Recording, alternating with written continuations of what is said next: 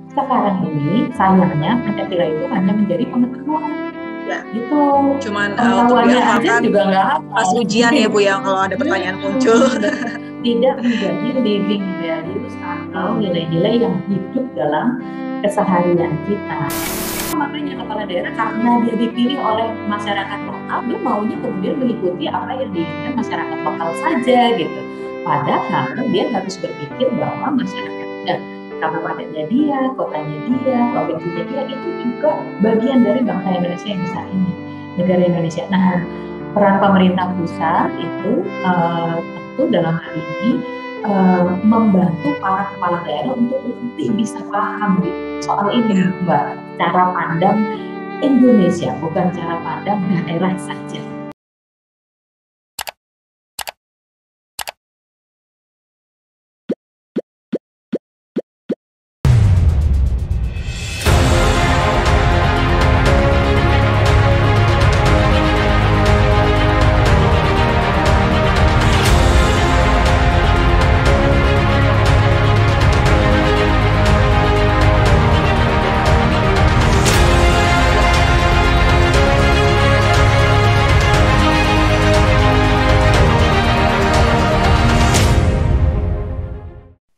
Ya, Assalamualaikum warahmatullahi wabarakatuh. Salam sejahtera untuk kita semua. Halo, apa kabar Sobat Ngopi dimanapun kalian berada? Semoga sehat selalu ya. Ya, karena masih pandemi COVID-19, jangan lupa untuk selalu perketat protokol kesehatan. Nah, kalau biasanya kita ada di studio nih, kita juga untuk menjaga agar tidak banyak ya penyebaran COVID-19, kita podcastnya melalui virtual. Nah, kembali lagi bersama saya Aflia Putri di Ngopi, Ngobrol Politik Indonesia. Kali ini kita akan bahas mengenai karakter bangsa sebagai identitas diri. Nah, kali ini saya sudah kehadiran teman ngopi nih. Ada Ibu Alicia Wahid, Direktur Nasional Jaringan Gus Durian, Duta SDGs tahun 2019-2021 oleh Bappenas. Assalamualaikum Ibu Alisa. Waalaikumsalam, Mbak. Apa kabar? Baik, Alhamdulillah. Ibu sehat ya Ibu ya?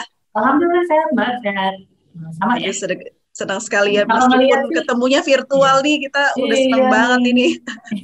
Baik, Ibu Alisa, sekarang kegiatannya apa aja nih? Boleh ceritain sedikit? Kegiatannya tambah banyak ya. Banyak ya, Bu ya? Iya, karena kan saya yang pertama saya adalah psikolog ya, psikolog keluarga, lalu kemudian yang kedua saya di jaringan Gus Durian. Nah, dalam dunia psikologi saya juga aktif di Nahdlatul Ulama, tapi di lembaga kemaslahatan keluarganya. Nah, kita tahu lah Mbak, sekarang ini kan pandemi membawa tantangan yang besar nih buat keluarga-keluarga Indonesia gitu. Jadi akhirnya kita banyak sekali webinar pendidikan masyarakat terkait dengan keluarga, menghindarkan kekerasan dalam keluarga dan lain-lain. Sementara di jaringan Gus Durian, kita sibuk dengan respons pandemi. Jadi teman-teman Gus Durian peduli itu di berbagai tempat di Indonesia ini dari tahun lalu sampai saat ini kita masih menyalurkan bantuan, masih melakukan pendidikan masyarakat untuk prokes, dan sekarang terutama untuk isoman dan nakes ya gitu. Jadi tetap berkegiatan Bu ya, meski kondisinya seperti ini. Iya. Oke, kita balik lagi nih ke tema kita di Ngopi kali ini, yaitu karakter bangsa sebagai identitas diri. Nah, kalau kita bicara soal identitas diri, tapi bahasanya ini kita sebagai bangsa ini Bu, sebenarnya apa aja tantangannya bangsa Indonesia ke depan jika dilihat dalam segi kebangsaannya? Dalam kalau masa sekarang ini ya Mbak, itu berbeda dengan masa saya masih kecil nih gitu. Bedanya waktu apa? Saya masih kecil, waktu saya masih kecil, dunia di luar Indonesia tuh kita nggak tahu Mbak, gitu. Karena TV itu hanya satu. Ya. Dan dunia dalam berita itu hanya ada dari jam 9 malam sampai jam 9:30 malam. Selain itu tuh kita nggak tahu. Kalau kita nggak rajin baca koran dan nonton dunia dalam berita itu, kita tidak tahu apa yang terjadi. Sekarang sumber informasinya terbatas ya. Terbatas. Jadi kita hidupnya tuh benar-benar hidup dengan kondisi di sekitar kita aja. Gitu. Sementara sekarang kita ini terpapar informasi dari seluruh dunia, dari seluruh penjuru dunia. Sudah gitu teknologi transportasi membuat mudah juga untuk kita bepergian gitu. Sebelum COVID ini, saya tuh setiap bulan Mbak pergi ke luar negeri untuk undangan conference atau apa. Artinya apa? Artinya saya akan bersentuhan dengan dunia yang sangat berbeda dari kehidupan kita. Nah, anak-anak muda zaman sekarang yang tumbuh besar itu dengan internet ya, itu dia mengalami proses menjadi warga global lebih Oke. kuat daripada menjadi warga Indonesia gitu. Itu tantangan kita sekarang, menyeimbangkan antara saya sebagai bangsa Indonesia dengan saya sebagai bagian dari dunia yang lebih besar ini. Itu Untuk menjadi tantangannya. sebagai warga atau masyarakat global ini arahnya ke positif atau seperti apa menurut Ibu selama ini? Sebetulnya bisa positif. Contohnya SDGs ya. Nah, saya sebagai duta SDGs itu kita kan kita memahami. Saya waktu itu terlibat dari tahun 2013 waktu mempersiapkan SDGs. SDGs itu dimulainya tahun 2015, Mbak. Itu nanti berakhir tahun 2030. Apa sih SDGs? SDGs itu seluruh dunia bekerja keras bersama-sama untuk menyelesaikan 17 persoalan gitu. Jadi misalnya persoalan pertama itu adalah kemiskinan yang ekstrim. Nah, Ya. persoalan pertama ini, Mbak, walaupun tidak semua negara punya problem kemiskinan, tapi semua negara harus ikut memikirkan pemberantasan kemiskinan di seluruh dunia. Gitu. Jadi negara-negara yang maju harus membantu negara-negara yang masih punya problem kemiskinan. Nah, itu contoh menjadi bagian dari warga dunia untuk kebaikan ya. Ya. Gitu. Jadi kita bareng-bareng dengan warga dunia yang lain kita bekerja bersama-sama untuk mewujudkan bumi yang lebih baik, di mana ada satupun yang tertinggal, no one left behind itu slogannya, dan termasuk si planet bumi itu sendiri, menjaga planet bumi bareng-bareng. Itu kita sebagai warga global. Jadi bagus kan kalau itu. Tapi kita juga harus ingat bahwa kita punya akar keindonesiaan. Gitu. Jadi sebagai orang Indonesia, saya ini terikat dengan keindonesiaan saya. Walaupun saya nanti tinggal di luar negeri, saya tetap punya akar keindonesiaan saya. Dan akar itu adalah Baik, Bu Alisa, kalau kita melihat iya. fenomena yang ada di lapangan saat ini ya Bu ya, yang muncul adalah ketidakpercayaan ini Bu kepada ke pemerintah terutama untuk bisa mengayomi anak bangsa. Apakah ini juga menjadi salah satu tantangan Bu? Oh iya betul, tantangan yang sangat besar tuh Mbak. Jadi senyampang dengan proses kita mendewasakan diri, kemudian kita juga itu tadi ya menjadi warga global gitu. Manusia Indonesia ini kan makin cerdas sehingga mereka makin tahu bahwa sebagai warga negara kita itu punya harapan terhadap negara ini, dan negara ini dikelola oleh pemerintah kan gitu ya. Jadi kemudian masyarakat punya harapan.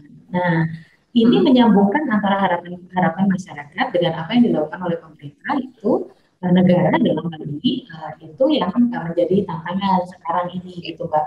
Ditambah dengan kabar misinformasi atau hoax ya, kabar-kabar fitnah gitu. Jadi karena ada teknologi informasi itu, jadi semua kayak informasinya banyak, fakta Indonesia hanya kurang, penyelenggara negaranya juga masih banyak nih tantangannya gitu.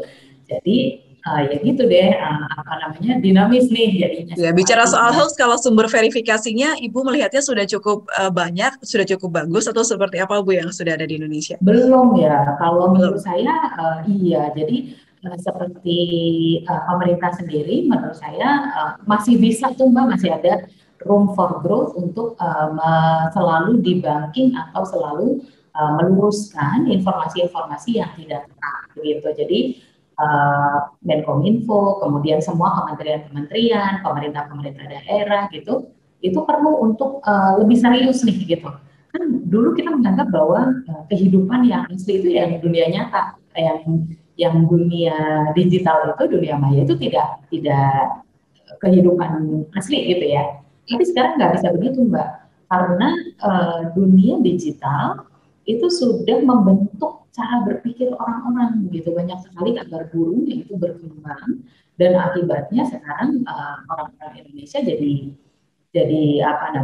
gampang percaya pada hoax, pada fitnah gitu. Nah, terus ini berat sekali kalau nanti sudah terkait dengan kehidupan kita sebagai warga negara. Misalnya contohnya itu soal Pancasila, Pancasila dan 7 kata dalam 7 kata dalam Piagam Jakarta yang dihapus itu.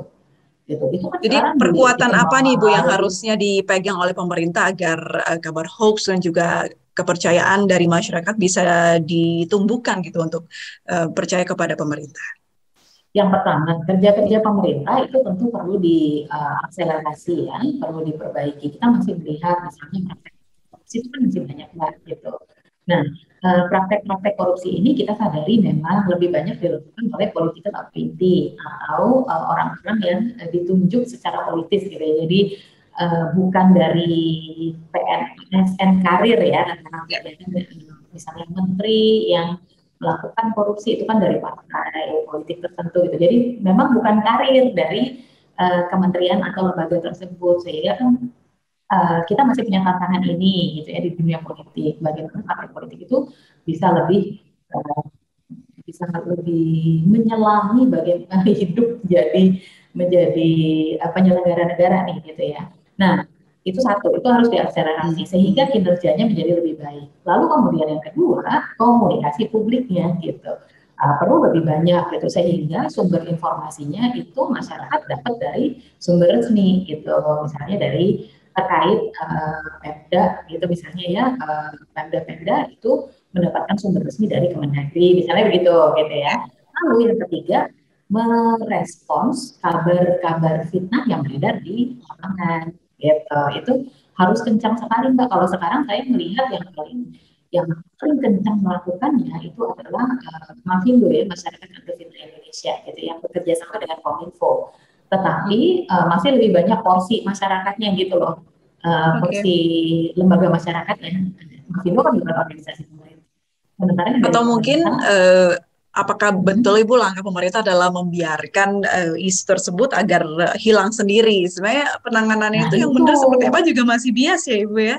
iya masih bias. Jadi harusnya sih cepat direspons Mbak, karena itu tuh begitu menyebar kan kalau dunia maya udah nggak bisa ditarik lagi gitu. Oke. Nah, orang-orang yang punya kepentingan menyebarkan fitnah-fitnah ini, apalagi terhadap pemerintah gitu ya, itu tuh punya dapur narasi yang 24 jam tuh Mbak gitu. Jadi kalau ada satu kejadian nih gitu ya, satu kejadian misalnya presiden menyampaikan sebuah pernyataan, itu dalam waktu 24 jam sudah bisa di framing gitu, Iya, sudah kemudian banyak ya sudut disebarkan. angle yang bisa dimainkan ya Ibu ya. Betul. Nah, itu tuh kita perlu menyadari bahwa kita jangan jangan hanya nunggu kalau udah ada problemnya baru kita mengeluarkan pernyataan-pernyataan, tapi secepatnya mengantisipasi gitu.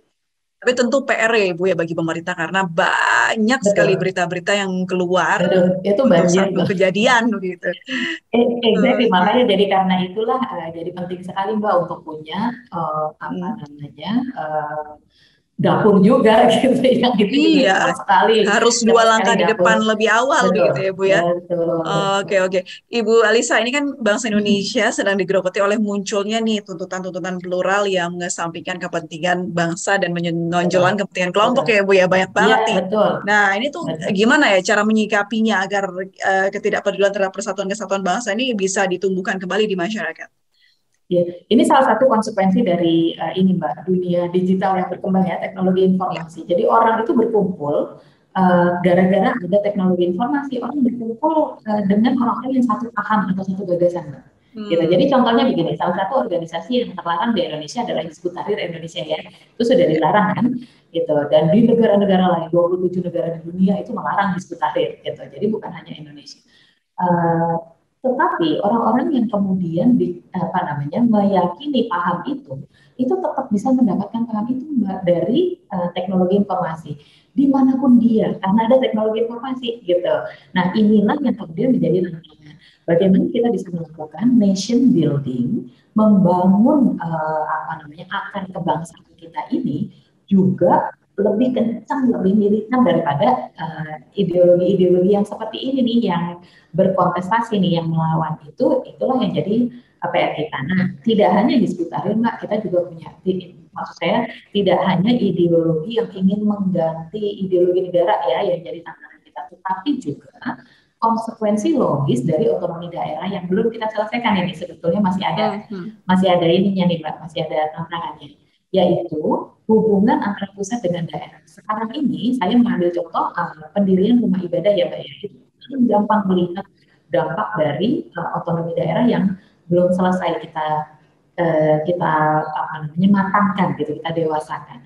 Jadi yang namanya urusan agama Mbak itu sebetulnya adalah urusan vertikal, urusan absolut yang hanya dikelola oleh pemerintah pusat, gitu ya, urusan agama nih. Atas permintaan NU Muhammadiyah dan MUI dulu pada saat pembahasan otonomi daerah, gitu. Kenapa? Karena organisasi-organisasi ini sadar betul bahwa urusan agama itu menyentuh seluruh sudut Indonesia. Dia tidak bisa dipagari oleh wilayah gitu. Nah, coba tahun 2019-2020, 2019 akhir 2020 awal, itu tuh ada kejadian yang sangat menarik. Di Minahasa Utara ada teman-teman yang ingin mendirikan masjid itu ditentang oleh masyarakat sekitarnya. Mereka mengatakan bahwa 99% masyarakat di sekitar sini bukan orang Islam, jadi nggak perlu ada masjid, begitu. Ya. Dan bupatinya mengikuti itu. Kenapa? Karena bupati di sana di Minahasa Utara dia melihat hanya Minahasa Utara kan, gitu. Yeah. Minggu depannya gereja Katolik di Karimun itu ditentang oleh masyarakat mayoritas di sana. Gitu. Padahal gereja Katolik ini usianya udah lama mau direnovasi, IMB-nya diminta untuk dibatalkan. Ditentang oleh masyarakat mayoritas di sana yang bernama umat Islam begitu. Alasannya ya karena di sana umat Islamnya yang Katolik kan sedikit begitu. Nah, bupatinya juga begitu, dia hanya melihat kebutuhan Karimun saja. Gitu. Jadi dia akhirnya nggak berani untuk memberikan izin itu. Nah, itu tantangan dari otonomi daerah Mbak. Gitu. Karena para bupati ini mereka bisa lost in translation gitu. Jadi mereka hanya bisa mereka melihat kemudian hanya pada kabupatennya aja. Yang Bupati Minahasa Utara kan dia nggak mikir tentang umat Islam yang lain di daerah yang lain. Dia pikir mayoritas di tempat saya. Begitu juga yang di Karimun begitu. Karena itu kemudian pemerintah pusat kan yang harus turun tangan memastikan bahwa di kedua tempat itu kemudian kedua tempat ibadah itu bisa mendapatkan izin yang dibutuhkan gitu. Nah ini loh dampak dari otonomi daerah yang kemudian membawa itu tadi Mbak tantangan persatuan kita sebagai sebuah bangsa gitu. Jadi Ibu maksudnya Ibu adalah harus ada kepercayaan atau sinergitas dari pemerintah pusat dan juga daerah atau seperti apa nih Ibu bentuk hubungannya? Apakah harus ya kepala daerah bisa membuka lebih lebar ya Ibu ya? Bagaimana cara untuk mengambil keputusan? Betul. Jadi tantangan persatuan itu selain dari kedaerahan yang menguat itu juga dalam tadi itu eksklusivisme ya Mbak atas nama agama, atas nama suku begitu ya. Itu kan menguat. Jadi mungkin daerah pemilihannya lebih banyak di situ kali Bu yang milih. Jadi takutnya ntar betul, justru itu. Tidak ada yang milih lagi ya Bu. Nah, jadi kepala daerah ini makanya kepala daerah karena dia dipilih oleh masyarakat lokal, dia maunya kemudian mengikuti apa yang diinginkan masyarakat lokal saja gitu. Padahal dia harus berpikir bahwa masyarakat kabupatennya dia, kotanya dia, provinsinya dia itu juga bagian dari bangsa Indonesia yang besar ini. Negara Indonesia. Nah, peran pemerintah pusat itu tentu dalam hal ini membantu para kepala daerah untuk lebih bisa paham soal ini, Mbak. Cara pandang Indonesia, bukan cara pandang daerah saja. Gitu. Harus seimbang gitu ya. Seimbang, baik Ibu. Ini kan berarti sejalan atau searah dengan bagaimana kita berpikiran rasionalitas ya Bu ya, sebagai anak bangsa. Karena kalau kita tahu paham bahwa di negara kita ada banyak agama yang haknya sama ya Ibu ya, tidak boleh dibedakan gitu. Berarti ini moralnya harus diperbaiki, rasionalitasnya harus diperbaiki. Seberapa jauh sih Ibu moral anak bangsa Indonesia zaman now ini? Apakah sudah mulai bertumbuh atau sebenarnya stagnan gitu kalau menurut Ibu Alisa? Kalau saya ya Mbak ya, saya melihat anak-anak muda Indonesia sekarang itu saya senang loh, gitu karena mereka itu wawasannya sangat terbuka, begitu ya. Jadi misalnya dan lebih peka terhadap hal-hal yang sifatnya fundamental seperti keadilan, toleransi, penghormatan kepada hak orang lain itu sebetulnya lebih kuat Mbak di sini gitu. Jadi anak-anak muda ketika mereka bicara tentang misalnya ada orang yang misalnya di sebuah tempat itu cepat sekali, solidaritasnya cepat begitu. Mereka lebih kritis. Hanya mereka melihatnya itu sebagai sesuatu yang sifatnya given aja gitu. Nah sekarang kita perlu membantu mereka untuk melihat bahwa nilai-nilai itu tuh nilai-nilai Indonesia gitu. Jadi tidak hanya melihat ya harus adil, gitu. Tapi orang Indonesia bersikap adil tuh ada dua gitu karakter kita yang terkait dengan keadilan. Satu, kemanusiaan yang adil dan beradab. Yang kedua, keadilan sosial. Jadi yang satu ini bagaimana kita bersikap adil kepada orang lain, iya. Tapi yang kedua, membangun sistem yang adil secara sosial sehingga kesenjangan itu berkurang, semua orang itu bisa mendapatkan haknya itu. Nah ini loh yang kurang kita perkuat di dalam dunia anak muda yang sekarang Mbak gitu. Jadi mereka jalan sendiri aja dengan mereka mengambil itu dari kehidupan mereka, kemudian dari dunia maya begitu ya, sense-nya berkembang. Dan ini memang di seluruh dunia ya, generasi milenial itu lebih peka Mbak terhadap nilai-nilai yang sifatnya universal dan global seperti integritas, terus kemudian jadi itu juga nih kepada para penyelenggara negara nih sebentar lagi udah susah banget untuk bersembunyi di balik layar.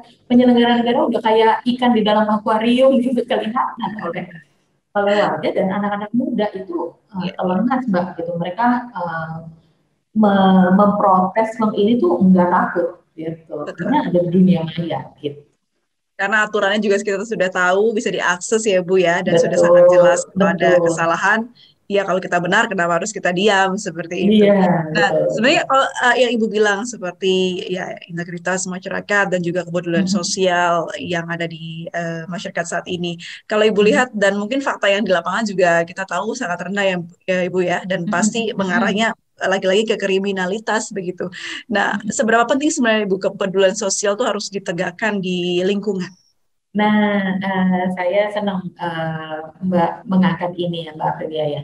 Jadi saya ini sekarang adalah anggota dari tim ahli gugus tugas nasional revolusi mental. Saya tuh dulu bingung gitu, yang disebut dengan revolusi mental tuh apa sih gitu kan? Apa ya gitu kok nggak ngeh gitu. Nah tahun ini Mbak, baru tahun ini ya, belum kita inikan gitu ya. Dari sejak bulan Februari kami mengotak-atik gitu. Sebetulnya apa sih yang dimaksud dengan revolusi mental? Ternyata keren banget Mbak. Revolusi mental itu adalah gerakan untuk memperkuat integritas, etos kerja, dan semangat gotong royong bangsa Indonesia. Gitu.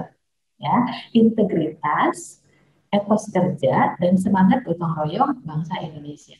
Jadi kalau Mbak tadi mengatakan bahwa loh kita kayaknya memang masih punya persoalan. Iya betul, makanya kita perlu nih revolusi mental gitu dalam hal ini. Tapi revolusi mentalnya jangan ngawang-ngawang kayak dulu-dulu gitu. Yang benar-benar clear yang kita harapkan adalah bagaimana menumbuhkan integritas pada diri anak-anak bangsa, baik yang anak-anak yang masih kecil, masih muda, masih remaja, atau anak-anak yang sudah tua gitu, penyelenggara negara, para pejabat gitu ya. Perlu untuk memperkuat kembali nilai-nilai integritas ini, dan ini harus dilakukan secara menyeluruh. Jadi pendidikannya harus dilakukan sedini mungkin begitu ya Bu ya? Betul, betul. Pendidikan dari sedini mungkin, tapi juga tidak telat sih kalau misalkan untuk yang sudah usianya 50 tahun pun gitu dan sekarang menjadi pejabat-pejabat negara itu juga mulai belajar tentang integritas lagi. Nah, kalau sudah telat yang berperan untuk bisa mensosialisasikan dan memberikan edukasi ini siapa ya Ibu ya? Dan kadang-kadang kan ya kalau orangnya sudah berumur agak alat nih untuk diketok nih pintunya gitu. Maaf ini bukan saya. Biasanya Ibu biasanya. Betul sekali Mbak. Tentu orang yang dewasa itu lebih susah untuk mengubah nilai-nilainya dibandingkan anak-anak yang masih muda gitu ya. Tetapi kalau sistemnya berubah, sistemnya memfasilitasi itu sebetulnya bisa. Contoh yang paling mudah untuk saya ambil itu adalah perubahan pada pelayanan di PT KAI pada masa Jonan Ignatius Jonan menjadi direktur PT KAI itu Mbak gitu. Jadi dulu, ini saya mengambil contoh integritas ya. Integritas dulu tuh kalau naik kereta, karena saya dari tahun 90 tuh sudah kos Mbak, sudah kos Oh, di Jogja. Jadi kalau ngalamin tuh naik kereta yang berdiri dari Jogja sampai Jakarta, what? atau kereta dijadwalkan jam 7, berangkatnya jam 10 gitu. Itu Molor kita banget ya Ibu. ngalamin banget ya, molor banget gitu. Dan benar-benar kuat gitu ya. Nah, begitu dipegang, waktu itu dipegang oleh Pak Jonan melakukan perubahan sistemik sehingga kemudian para pegawai PT KAI yang di atas kereta itu Mbak, itu pelayanan itu ekstra. Para petugas keamanan di stasiun-stasiun kereta itu ekstra gitu. Nah, saya sampai sekarang belum tahu caranya bagaimana waktu itu membuat desain. Tapi itu, dan sampai sekarang Pak Jonan sudah tidak menjadi direktur, kan sudah lama sekali beliau tidak menjadi direktur.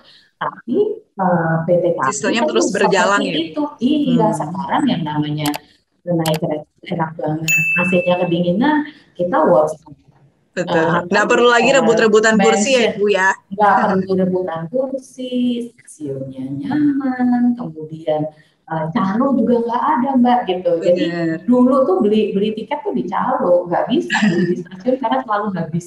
Habis. Sekarang bisa gitu, dan nggak bakalan diperjualbelikan dengan Jadi yang gampang diambil gitu. dari yang dilakukan Pak Jonan apa ini? Berarti sistemnya harus dibenahi. Iya, jadi tadi pertanyaan Mbak Aprilia kan, kalau sudah tua bagaimana dong Iya, gitu iya. kan. Nah, yang sudah tua-tua ini perlu dibuatkan, kalau istilah kita tuh namanya enabling environment gitu, lingkungan yang memampukan, yang Oh, membuat si orang-orang tua ini terpaksa mengikuti gitu. Jadi akhirnya terbentuk tuh gitu. Jadi Saya lihat targetnya banyak itu adalah contoh milenial SD. dulu ya Bu ya.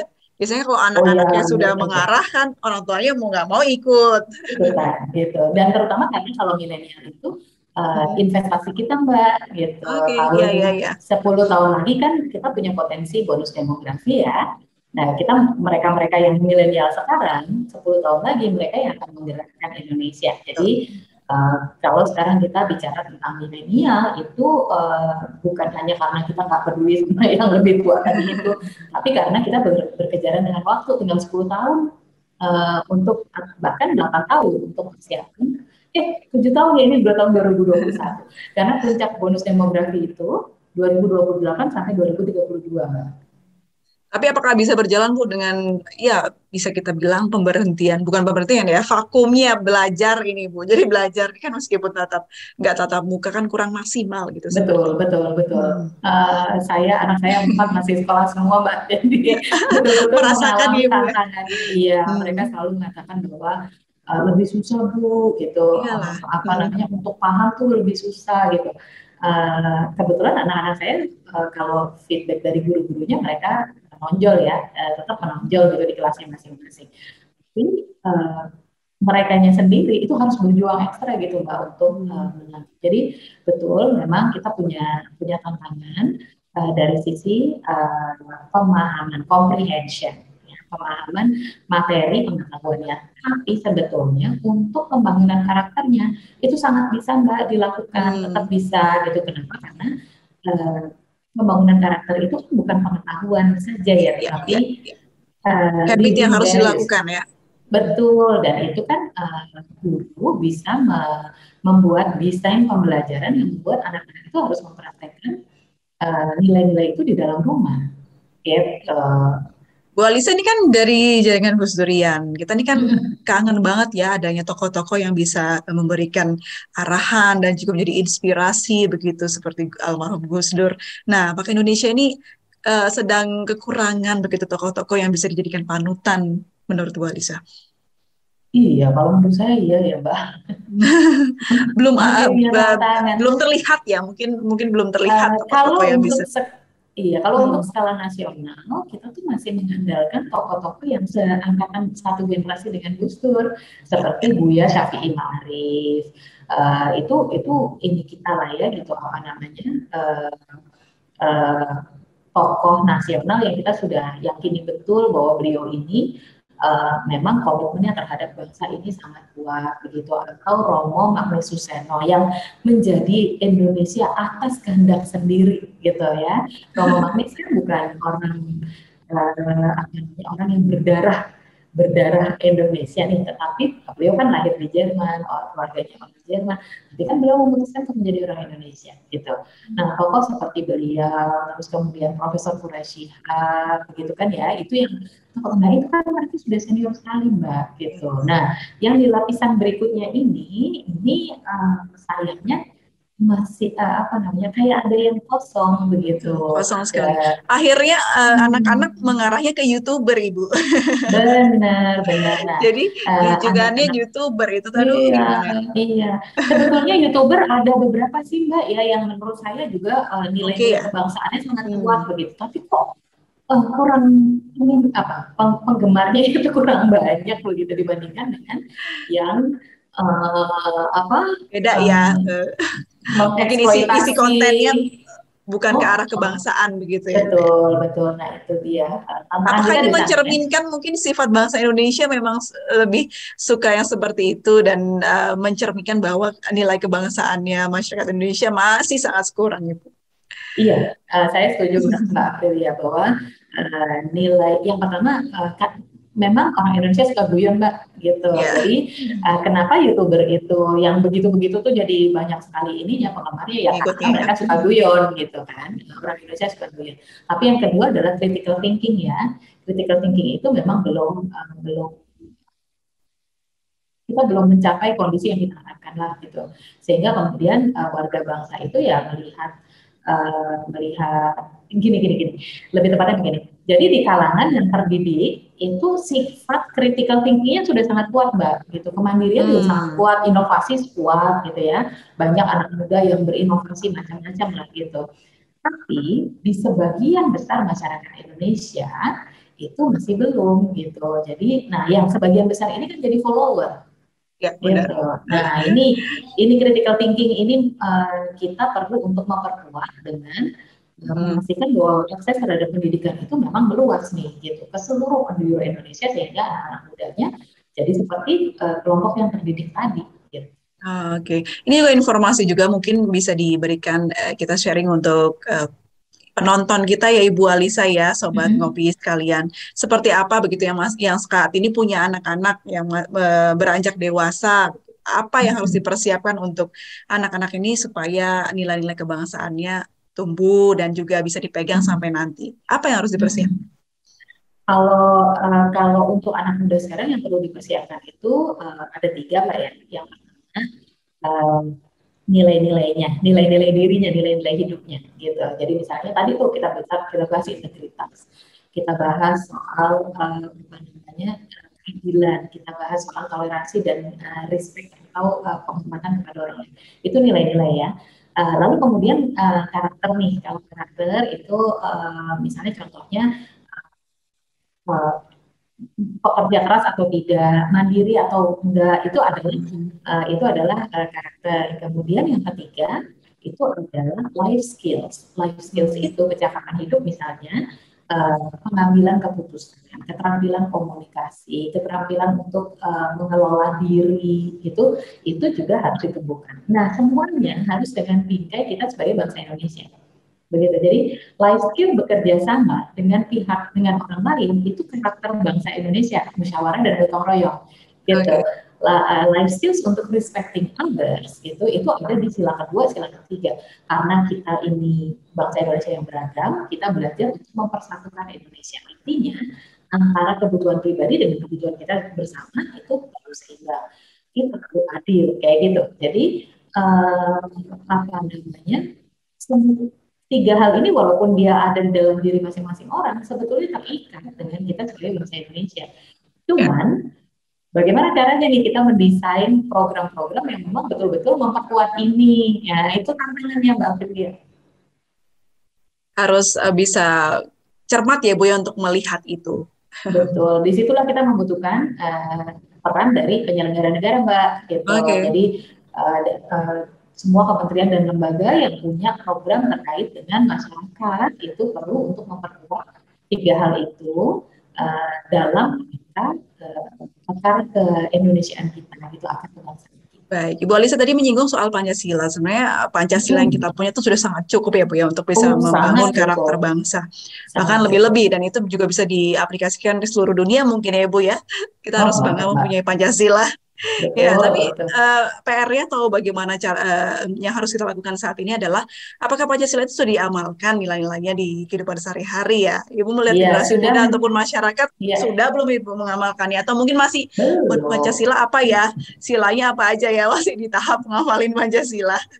Iya, jadi tahapannya itu satu tahu, dua paham, tiga aplikasi, gitu kan? Nah, di tahap tahu itu yang anak-anak muda sekarang banyak yang tahu, banyak juga yang tidak tahu gitu.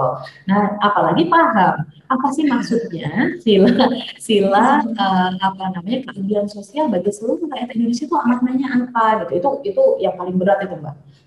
Sila kelima itu berat gitu karena dia bicara sistem ya gitu.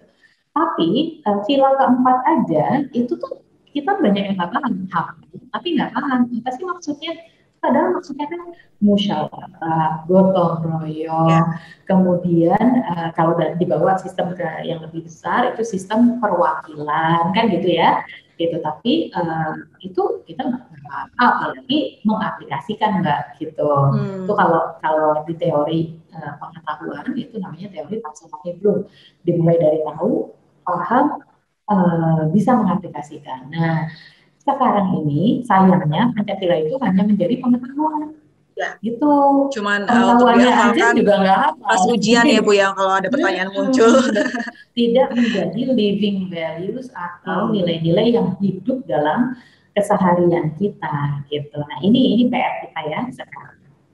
Oke, Ibu Alisa, ini kan kita masih di pandemi COVID-19 ya Ibu ya. Dan nggak pandemi aja, Pancasila itu banyak dilupakan. Nanti, mungkin SD masih hafal karena kita setiap hari, setiap Senin baca Pancasila gitu di upacara ataupun setiap pagi begitu ya Bu ya.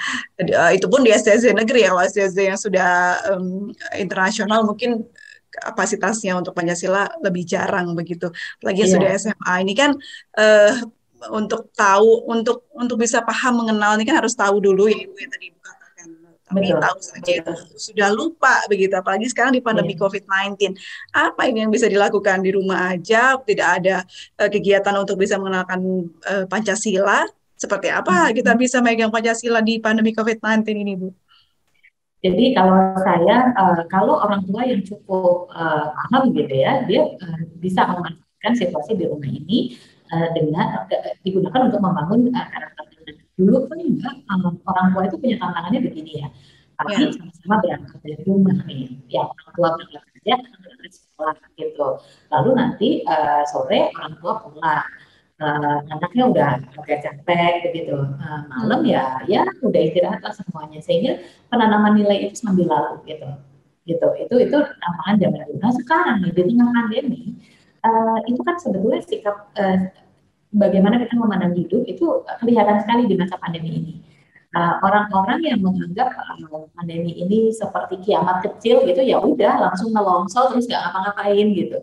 Sementara orang-orang yang agile, yang adaptif itu akan selalu berpikir gini, ya udah sih situasinya memang benar begini, iya ya ini ya kayak harus beradaptasi begitu ya Bu ya. Sekarang apa yang mau saya lakukan nih, ini mau saya manfaatin buat kita gitu. Nah orang-orang yang seperti ini akan bisa memanfaatkan, wah ini kesempatan lebih banyak nih, anak-anak saya di rumah semua, saya juga di rumah, jadi kesempatan untuk membangun hubungan yang lebih baik dan melatihkan karakter-karakter tertentu, misalnya kemandirian misalnya Mbak gitu. Kan kita bisa nih, dulu-dulu misalnya anak berangkat sekolah nggak bersihin kamar, sekarang kita minta mereka untuk bersihin kamar. Nah, contohnya seperti itu. Nah, begitu juga dengan membangun nilai-nilai yang terkait dengan Pancasila. Sekarang ini setiap anak, kalau di dalam rumah itu anaknya banyak begitu, itu kan rebutan bandwidth ya, rebutan bandwidth, rebutan TV, rebutan apalagi deh, gitu ya, rebutan meja makan untuk sekolah, gitu, rebutan space gitu, dan rebutan macam-macam. Nah, kita bisa kan kemudian mengumpulkan anak-anak kita, terus kita misalnya nih membuat peraturan gitu bareng-bareng. Udah, ayo kita buat kesepakatan yang kita buat ini tentang penggunaan meja makan, misalnya begitu, gitu. Siapa hari apa yang sekolahnya dari meja makan atau siapa yang karena meja makan yang paling aman. Nah, lalu kita ingatkan bahwa nih ini nih kita belajar untuk bermusyawarah, untuk bekerja sama. Itu nilainya orang Indonesia, nak, bukan hanya nilai keluarga kita aja. Itu bisa, Mbak, gitu. Itu hal yang sangat sederhana ya, mengaitkan antara apa yang kita Terus pinter-pinternya orang tua ya Bu ya, mengambil celah begitu. Betul. Masalahnya siapa yang ngajarin orang tua, itu dia. Iya, itu dia. Nah, ini dari podcast ini bisa jadi inspirasi ya Bu ya. Moga-moga ya, moga-moga. Moga-moga nanti kita bisa bikin podcast khusus untuk orang tua menanamkan nilai-nilai Pancasila di rumah. Gitu. Nah, itu ntar kita agendakan ya Ibu ya. Lanjut untuk bagaimana masyarakat di Indonesia ini mengenai tentang rasisme ini juga masih sangat gencar ya Bu ya, dalam membangun karakter bangsa ini. Nah, banyaknya bahkan berakhir ke bullying begitu. Nah, Ibu melihat ini seperti apa? Miris kah atau hal ini sebenarnya sudah sering terjadi sejak dulu tapi baru di blow up sekarang? Meningkat, Mbak, meningkat. Namanya tingkat meningkat. Jadi bukan hanya dulu memang sudah banyak, tapi tidak sebesar sekarang ya. Dan makin hebat gitu ya, makin intens, makin keji gitu. Pembuliannya tuh makin keji gitu. Kalau dulu ya dibully ya begitu aja gitu ya. Tapi paling yang paling banter itu kan tawuran antar geng, gitu ya, tawuran antar sekolah gitu. Tapi kalau sekarang bullying itu kan bisa sangat personal ya Mbak, banyak yang orang kasus remaja membunuh diri karena dibully itu kan banyak gitu ya. Gitu. Nah ini yang perlu untuk kita waspadai gitu, dan itu datangnya dari mana sih? Datangnya dari eksklusivisme, superioritas, dan ideologi kebencian, Mbak, gitu. Maksudnya gimana? Eksklusivisme itu begini, saya meyakini saya ini paling keren, gitu, paling oke, gitu ya. Atau kelompok saya paling baik, begitu. Nah kalau udah, apalagi kalau eksklusivismenya atas nama agama itu berat, gitu. Jadi saya adalah umat dari agama yang paling benar di bumi ini. Kamilah makhluk terpilih Tuhan, gitu. Lalu kemudian naik ke sikap superior. Karena itu saya lebih tinggi dari yang lain, dan itu kalau saya anak SMA gitu ya, saya superior, itu saya merasa saya anggota geng dan saya superior. Itu anak nantangin geng saya, gitu. Jadi harus ditindas gitu, harus dikasih pelajaran begitu.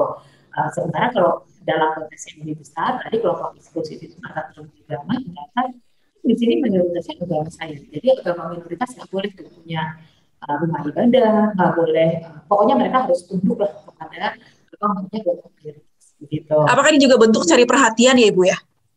Bisa jadi. Saya sih ngajarin anak saya gitu Mbak. ketika mereka dulu sebelum pandemi mereka bilang ada anak baru tuh sukanya ngebully gitu. Kamu harus sadar bahwa orang ngebully, kalau satu orang ya, kalau orang. Nah, itu ada prinsipnya Mbak. Hurting people hurts people. Gitu. Itu yang kami ajarkan. Saya psikolog keluarga nih soalnya. Jadi mengajarkan ini ya kepada anak. Jadi anak-anak yang suka ngebully orang lain sebetulnya dia sedang mencari perhatian, dan ada yang ada yang kurang dalam hidupnya, dalam hatinya, sehingga dia mencari cara itu, menggunakan cara itu gitu. Dan saya mengajarkan ke anak-anak saya untuk terhadap orang-orang seperti itu jangan diterima ya, jangan diterima kalau dibully gitu. Jadi anak saya belajar untuk bilang bahwa aku keberatan kamu bersikap seperti itu, kamu seperti itu. Berarti harus berani ya Bu ya, ketika ada jadi korban harus berani. Harus berani, tetapi tidak kemudian menindas balik, gitu. Harus memukul balik atau yang ada berantem malah. Gitu, tidak dengan sikap seperti itu juga, gitu ya. Tapi ada sikap efektif, gitu. Untuk keberatan Tapi jangan tinggalkan gitu. Kalau ada teman yang membuli itu karena dia butuh perhatian, tapi tahu aku keberatan kamu ngomongnya begitu sama aku gitu.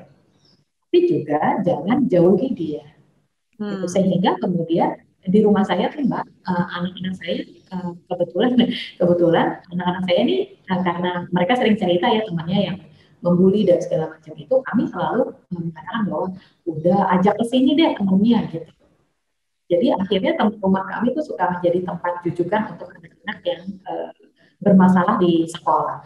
Dengan kita kita ini ya kita kasih lingkungan yang berbeda yang bisa memberikan apa yang dia butuhkan, yaitu perhatian. Banyak kok yang berubah gitu. Bahkan ada satu orang tua tuh yang sampai apa namanya mengirim WhatsApp kepada saya, terima kasih anak saya diterima kayak gitu. Nah, maksud saya begini, orang anak-anak yang membuli itu jangan kemudian dimusuhin terus dianggap sebagai anak yang nakal begitu ya Bu ya. Nakal, tidak mungkin bisa berubah gitu. Jangan-jangan orang dewasanya yang harus berubah supaya bisa memfasilitasi dia gitu untuk menjadi lebih baik begitu. Baik. Pasti bisa ditelaah ya Bu ya, pasti ada sebabnya bagaimana si anak ini bisa jadi baik. Karena pada dasarnya setiap anak semua baik ya Ibu. Iya betul, betul sekali. Setiap anak ada anak bukan orang dewasa berukuran ini. Mereka menjadi tanggung jawab orang dewasa yang ada di sekitarnya. Jadi kalau anaknya membuat masalah itu berarti sebetulnya sumber masalahnya ada di orang dewasa yang ada di sekitar dia. Gitu. Oke, ini juga yang agak ngeri mengenai bagaimana kita mendidik anak adalah banyak beredar di luar itu Pak Ibu ya, paham-paham ideologi yang kurang baik dan bahkan radikal. Nah ini Ibu melihatnya seperti apa? Betul, itu kita harus hati-hati sekali ya karena ideologi-ideologi radikal ini kalau untuk ideologi radikal itu kan tadi tuh Mbak eksklusif, lalu superior gitu, merasa lebih tinggi dari masyarakat yang lain gitu. Dan ini tidak satu agama ya dan tidak satu ideologi aja, tetapi macam-macam tuh seperti misalnya kasus penembakan di Selandia Baru yang di Masjid An-Nur di Selandia Baru itu kan dilakukan oleh orang yang mengikuti ideologi supremasi kulit putih gitu, white supremacy gitu. Jadi dia bisa apa aja ya gitu yang ideologi apapun bisa digunakan, termasuk ideologi agama.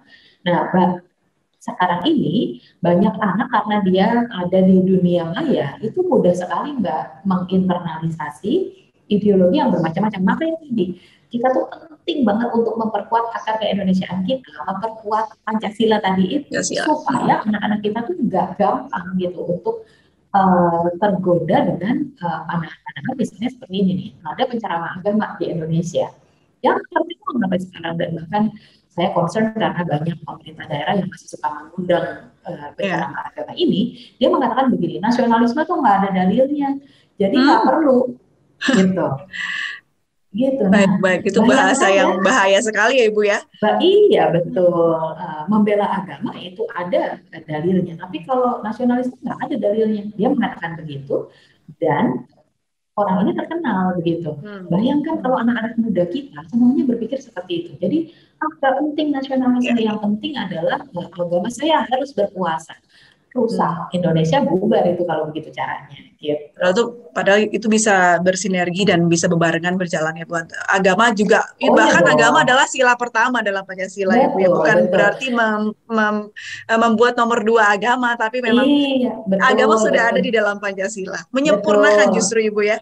Betul. Kiai Haji Ahmad Dahlan mengatakan bahwa agama dan negara itu keagamaan dan kebangsaan itu seperti saya, dia seimbang gitu. Kiai Haji Hashim Asy'ari menyatakan bahwa keberagamaan dan kebangsaan itu saling memperkuat begitu. Beragama berarti merawat bangsa.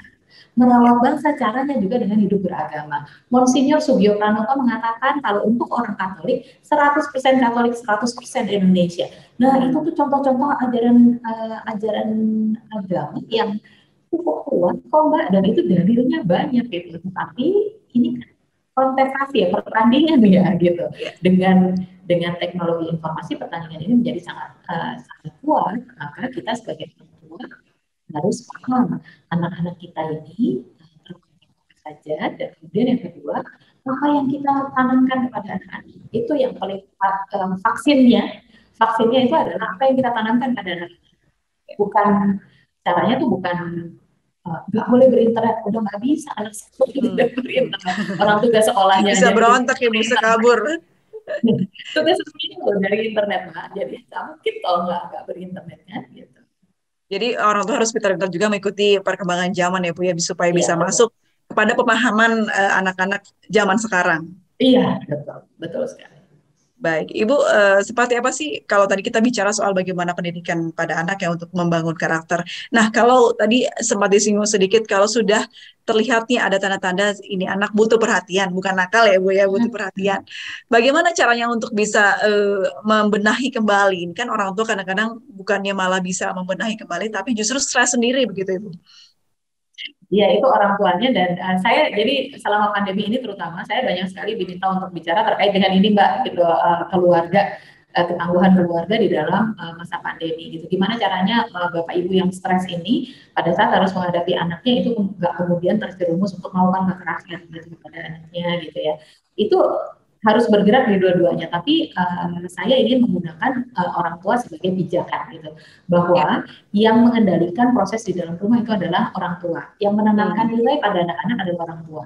Penelitiannya Gus Durian beberapa tahun yang lalu terkait dengan radikalisme, itu kami mewawancara anak muda, anak-anak remaja nih Mbak dari umur 15 tahun sampai pemuda sampai usia 30 tahun gitu. Kami tanya dari berbagai kota besar ya di Indonesia, kami tanya begini.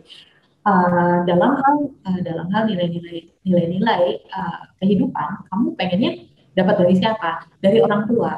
Tapi kalau ditanya apakah orang tua memberikan itu, enggak gitu. Jadi ada harapan, tapi tidak match dengan yang terjadi gitu ya. Nah ini sekarang orang tua yang perlu mengambil peran mengendali di dalam rumah gitu ya. Jadi itu yang pertama. Nah, untuk bisa mengendalikan itu, dia harus bisa mengendalikan dirinya sendiri dulu, gitu. Jadi sebagai orang tua dia perlu peka juga. Saya ini trigger saya apa sih, gitu. Saya akan emosional kalau apa, saya stres kalau apa, gitu. Nah, begitu udah mulai ngerasa stres, dia perlu untuk menenangkan dirinya sendiri dulu. Nah, itu orang beda-beda ya. Ada yang sholat, berdoa, ada yang nonton drakor, ada yang pokoknya macam-macam lah gitu ya, macam-macam. Tapi dia perlu untuk menenangkan dirinya sendiri supaya dia tidak melampiaskan kepada anak-anaknya. Lalu yang kedua, orang tuanya juga perlu belajar untuk bagaimana mengendalikan kehidupan si anak-anaknya. Itu tantangannya gitu Mbak. Oke, luar biasa sekali Ibu. Nih kita nggak kerasa ya ngobrol sampai udah lebih dari setengah jam begitu. Nah, ini pertanyaan terakhir untuk Ibu Alisa. Ibu melihat karakter bangsa Indonesia ini seperti apa dalam 3 kata, boleh Bu? Karakter bangsa Indonesia dalam 3 kata? Iya, sudah baik atau buruk? Udah gitu. 3 kata aja Ibu sebagai penutup. Saya pikir tadi langsung muncul di kepala saya Bhinneka Tunggal Ika. Itu juga boleh sebenarnya. Iya, itu karakter bangsa Indonesia yang beragam dan bersatu. Jadi Mas sekali Bu ya, Bhinneka Tunggal Ika. Bersatu. Iya, itu karakter bangsa kita. Apakah sudah puas? Belum. Jadi masih perlu diperkuat lagi ini Bhinneka Tunggal Ika. Jadi dasarnya sudah oke banget Indonesia ya Bu ya. Apa yang dimiliki sudah oke banget. Tinggal bagaimana implementasinya di lapangan, bagaimana kita masyarakat Indonesia untuk bisa memegang teguh apa-apa yang sudah ada. Nah, PR-nya tadi tinggal ayo Bu ya, mulai muncul nih tokoh-tokoh yang bisa mempersatukan bangsa ya. Betul. Dari YouTuber masih bisa ya Bu ya, ada kesempatan ya. YouTuber biasa untuk menjadi hal itu. Bahkan YouTuber yang hedon ini gitu ya, selama ini cuman bikin itu juga sangat bisa kok Mbak kita ajak untuk bicara tentang semangat kebangsaan gitu. Tinggal siapa nih akan menggerakkan. Gitu. Oke, luar biasa sekali informasi, wawasan inspiratif sekali Bu Alisa. Sehat selalu, terima kasih banyak sudah ngobrol-ngobrol bersama kita di Ngopi. Nanti kita akan agendakan lagi ya Bu ya, dengan tema yang lebih menarik lainnya. Siap, dengan senang hati. Untuk Indonesia dengan senang hati. Dengan senang hati. Sehat selalu Ibu. Salam untuk teman-teman di jaringan Gus Durian. Assalamualaikum. Terima kasih. Waalaikumsalam warahmatullahi wabarakatuh. Baik, Sobat Ngopi sekalian, itulah tadi episode kali ini luar biasa sekali, inspiratif sekali. Semoga menambah wawasan dan informasi bagi Sobat Ngopi semua. Jangan lupa ya untuk subscribe, like, dan komen. Share juga ke teman-teman untuk menambah wawasan dan juga informasi bagi teman-teman yang ada di sekitar Anda. Saya Aprilia Putri pamit, sampai jumpa.